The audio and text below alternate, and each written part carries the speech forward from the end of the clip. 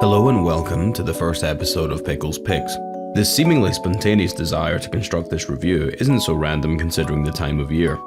Halloween is unfortunately behind us, and in a rather forgettable year for horror, and films in general, there were a couple of titles I thought worth checking out.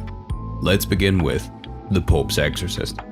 I had little to no expectation for this film whatsoever.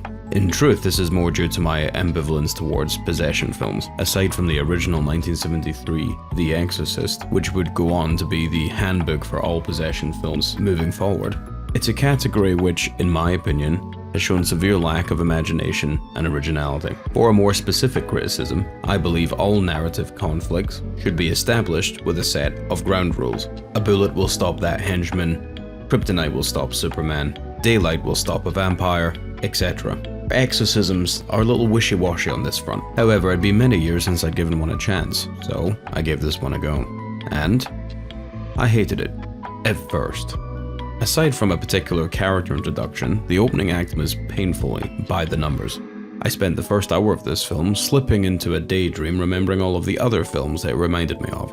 Watching our economically challenged family drive up to their brand new haunted house invoked powerful deja vu of The Shining and The Conjuring, as well as being reminiscent of Sinister, The Amityville Horror, and many others. Once the possession sequence kicks off, we have the obligatory "the doctors don't know what's wrong with them" scene. And as the situation deteriorates, it starts to resemble every single other possession film I can think of. To be clear, tropes aren't necessarily a bad thing, I just feel that this category suffers more than others. Some of these beats go back half a century now, but at least other monster films have more of a spectrum of activity, let's say. I don't dislike the film for this, I just don't have a reason to like it. But then, something interesting happens. Our resident priests unravel something of a mystery plot. The location itself houses hidden depths, as it were. Intrigue started to build that the demon may have a grander motive in mind, and a real sense of dread started to take form. In my experience, the vast majority of possession stories are centered around corrupting the body and soul of the victim, and that's about it.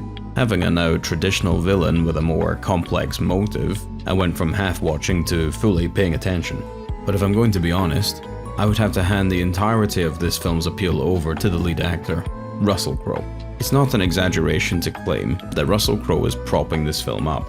Like or dislike the man himself, it's hard to deny that he has real charisma on screen. He plays the role of the real-life Pope's exorcist, Father Gabriel Amor, a genuinely very likable character. He holds an extremely high-ranking position of the utmost seriousness, yet behaves like the office clown, joking with fellow priests as well as demons. He really does remind me of some unflappable expert in their field that's seen it all. He also has a flagrant disregard for authority, or should I say, human authority. Past all of his jokes, he is a man of serious intellect and serious faith, making him more than an adequate match for the Hounds of Hell. Russell Crowe seems to be having fun with this role, and I had fun watching him. Having said all of that, this film commits a very serious sin for the horror genre. It's not scary. At all. However, I do think the film is self-aware, and I would normally have disdain for a horror film that traded fear for thrills and action, but in this case, the film enjoyed itself so much I couldn't help but join in. It's like listening to a bad joke, but the person telling the joke finds it so funny you find yourself laughing along anyway. The film even ends on a kind of Marvel-esque scene, in which it's implied there's an entire secret operation monitoring and exorcising demons across the world, which teases sequels. That's right, Hollywood wants to franchise hell and its demons. I laughed out loud, but I didn't know if it was at the film or with it. So, let's tally up the negatives.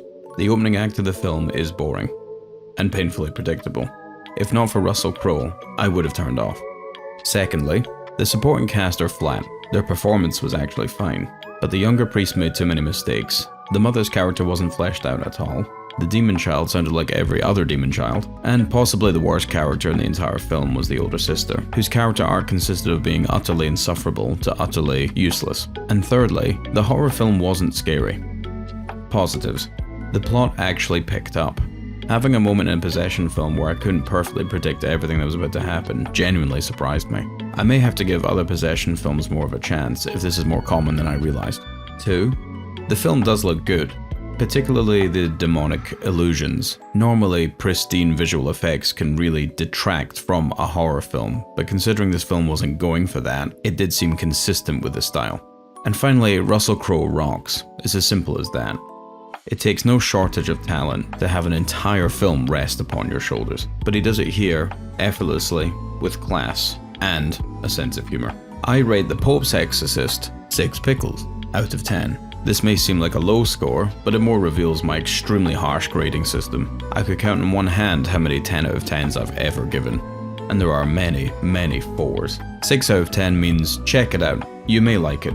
Let me know what you thought of the film, let me know what you thought of this format. Thank you for listening to my first review, and well, that's it.